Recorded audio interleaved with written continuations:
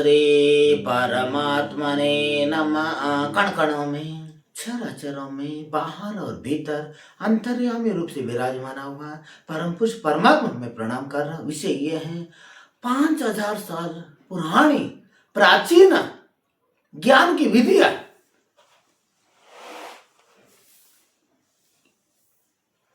विज्ञान भैरव तंत्र की, विज्ञान भैरव तंत्र की पार्वती ने पूछा हुआ प्रश्न को शिव जी ने उत्तर देता है। परमात्मा हम किस प्रकार ब्रह्म को पहचानो, किस प्रकार हम मंत्र नहीं जानो, तंत्र नहीं जानो, पूजा नहीं जानो, खरगवार नहीं जानो, फिर भी हम परमात्मा जान सकता है।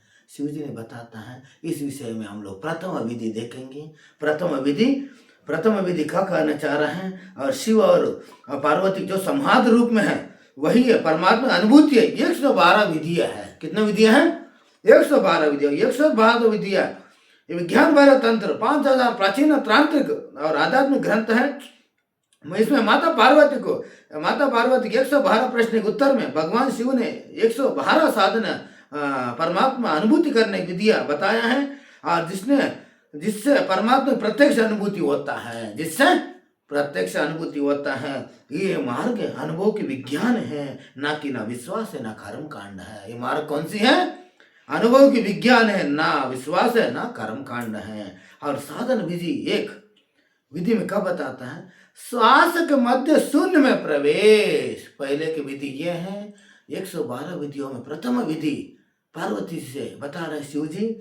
और श्वास के मध्य शून्य में प्रवेश और प्राण साक्षी साधन शिव जी कह रहे हैं। हे देवी, जब सांस भीतर जाए, जब सांस बाहर जाए, उन दोनों के मध्य जो क्षण है उसी में जो भैरव की अनुभव होता है।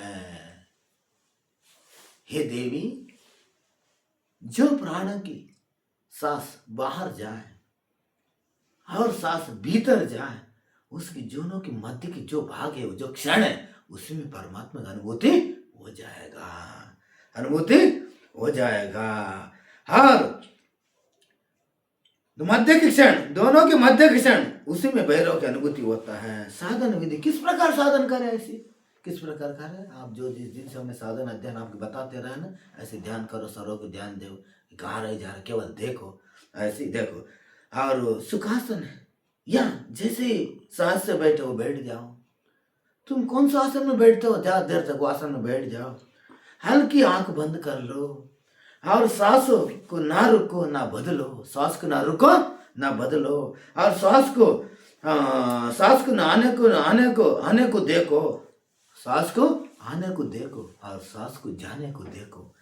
और दोनों सांस के बीच में जो सूक्ष्म विराम है उस पर केवल साक्षी भाव रखो। साक्षी आ रहा है, स्वर जा रहा है, वो अंदर जा रहा है, उसको देखो, बाहर जा रहा है, उसको देखो। उसके जो बीच में जो एक जगह खाली है, एक क्षण के रुकता है, उसको खाली जगह में तुम रुक जाओ, उधर स्थायी हो जा। उसमें जो सूक्ष्म विराम है उस केवल साक्षी भाव हो जाओ। कुछ भी करने का प्रयास ना करो। कोई भी विचार चल रहा है ध्यान मत दो, कौन चित्त बुद्धि में क्या चल रहा है ध्यान मत दो। केवल स्वर चल रहा है, श्वास चल रहा है, आ रहा है, चल रहा है, आ रहा है, केवल देखते रहो। अब देखने के बाद एक साइड चला गए, चलने के बाद फिर दूसरा अंदर जा रहा है, एक बाहर आ रहा है, अंदर जा रहा है। उस समय बीच में जो खाली जगह है, अंदर जा बाहर जा रहा है, उस समय में जो खाली जगह एक क्षण के लिए रुकता है, वो मध्य को तुम बना दो। इससे तुम परमात्मा का आनंद पा सकता है। इस विधि का क्या प्रभाव है? इस विधि को जो विधि करता है इसका प्रभाव है। श्वास जीवन शक्ति है, विराम अहम शून्यता है, साक्षी चैतन्य आत्म चैतन्यता है। ये तीनों मिलकर परमात्मा अनुभूति हो जाता है। जिसने ये अनुभूति कर लिया वो देखने लग गए, उनके जीवन शक्ति मिलने लग जाता है, अहंकार धीरे धीरे गलने लग जाता है, और चैतन्य आत्मा की धीरे धीरे पहचानने लग जाता है। ये तीनों मिलकर परमात्मा की अनुभूति हो जाता है। इस विधि से अनुभूति के साधक कौन कौन किया आज तक? इस विधि को आदि योगी शिव ने किया, दत्तात्रेय ने किया, नाथ संप्रदाय में नाथ योगी परंपरा में किया,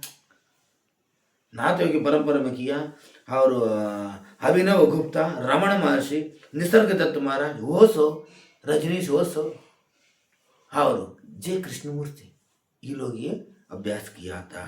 और साधन के संकेत क्या है? साधन को कैसे संकेत मिलता है?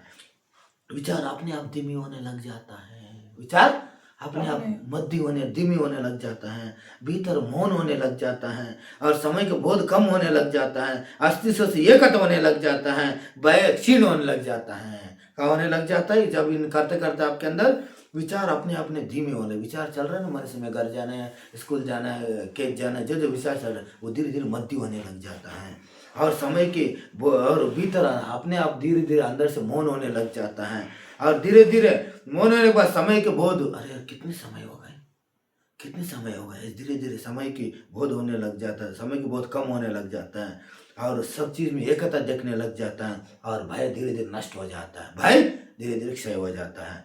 और साधन में सावधान, बलपूर्वक श्वास ना रुकना, अनुभव की कल्पना ना करना, निरंतर रखे, अपेक्षा नहीं। क्या करने चाहिए? साधन सावधान कौन सी है? बलपूर्वक श्वास नहीं रुकने का, और अनुभव कल्पना भी नहीं करने का, और निरंतर रखे, अपेक्षाएं नहीं, निरंतर रखे और अपेक्षा भी नहीं। और जहाँ प्रयास समाप्त होता है वहाँ भैरव प्रकट होता है, जहाँ प्रयास समाप्त होता है भैरव उधर प्रकट होता है।